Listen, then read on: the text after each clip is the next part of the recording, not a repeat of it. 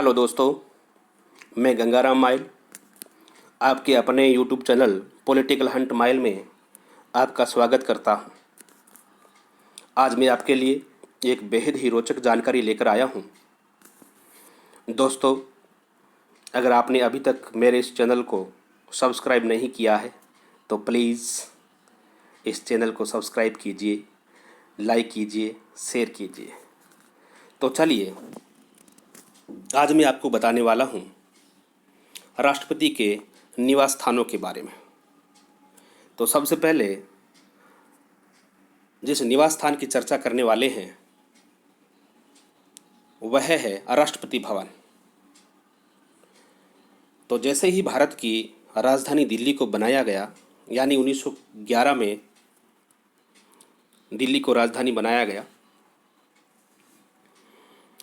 और उस समय हमारे यहाँ ब्रिटिश वायसराय था, उसके निवास स्थान के लिए एक भवन की अति आवश्यकता थी। तो एक ब्रिटिश वास्तुकार था जिसका नाम था एडविन ल्यूटियस। उसने एक डिजाइन तैयार की कि इस प्रकार का एक हम भवन बनाने जा रहे हैं और इस भवन में हमारे जो वायसराय होंगे वो रहेंगे। तो 1912 से इस भवन का निर्माण कार्य शुरू हो गया था, जो 1929 तक चला। यानी यूँ कहें कि 17 वर्षों तक इसका निर्माण कार्य जारी रहा। अब 17 वर्षों तक, इतने लंबे समय तक इसका निर्माण कार्य जारी रहा, इसका मतलब भवन तो बहुत बड़ा है। तो आपको बता देता हूँ, यह 330 एकड़ में फैला हुआ एक विशाल भवन है। इस भवन में 340 कमरे हैं, 74 बरामदे बने हुए हैं और 37 बड़े बड़े सभागृह बने हुए हैं और 2.5 किलोमीटर में इसका एक लंबा गलियारा है। और इस भवन के ऊपर जाने के लिए 18 विभिन्न प्रकार की सीढ़ियां बनी हुई है। अब आप देख सकते हो कितना विशाल भवन है।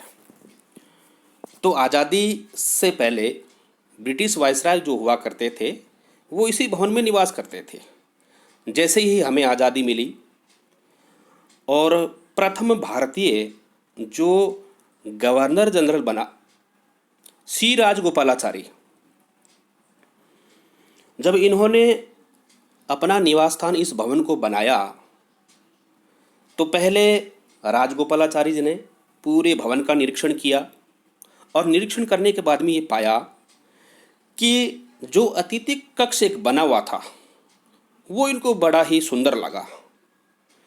तो उन्होंने इस अतिथि कक्ष को ही अपना निवास स्थान बना लिया। उसके बाद प्रथम भारतीय राष्ट्रपति से लेकर के वर्तमान राष्ट्रपति तक एक परंपरा सी बन गई कि जिस अतिथि कक्ष में प्रथम हमारे भारतीय गवर्नर जनरल सी राजगोपालाचारी जी ठहरे थे, उसी भवन को हम ही अपना स्थायी निवास बनाएंगे। तो बस वही परंपरा बनी हुई है। तो आज भी अतिथि कक्ष में ही हमारे जो राष्ट्रपति हैं उनका निवास स्थान है। उसी कक्ष में बैठ करके वो विभिन्न आगंतुकों से मिलते हैं। तो ये जो भवन है ये एक रायसीना पहाड़ी है उस पर बना हुआ है। और जिस समय ये भवन बन रहा था ना, तो ये रायसीना के आसपास जो भी इलाका था उस इलाके का नाम ही एक रायसीना ग्राम था। तो ये था पहला भवन जिसमें राष्ट्रपति निवास करते हैं। अब हम बात करते हैं दूसरे निवास स्थान के बारे में। अब दूसरा निवास स्थान हिमाचल प्रदेश की राजधानी है शिमला। तो शिमला के निकट एक स्थान है जिसका नाम है धरबरा। इस धरबरा में राष्ट्रपति अपने कुछ दिन बिताते हैं हर साल। तो कब बिताते हैं तो देखिए, जैसे ही ग्रीष्मकालीन ऋतु आती है, यानी यूँ कहें कि गर्मी का जब मौसम होता है, तब भारतीय राष्ट्रपति हिमाचल प्रदेश की यात्रा करते हैं और यहाँ धरबरा में आकर के कुछ दिन व्यतीत करते हैं। तो ये भी एक निवास स्थान हो गया। इसको दूसरी भाषा में द रिट्रीट भी कहा जाता है। तो हो गया दूसरा भारतीय राष्ट्रपति का निवास स्थान। अब बात करते हैं तीसरे निवास स्थान की।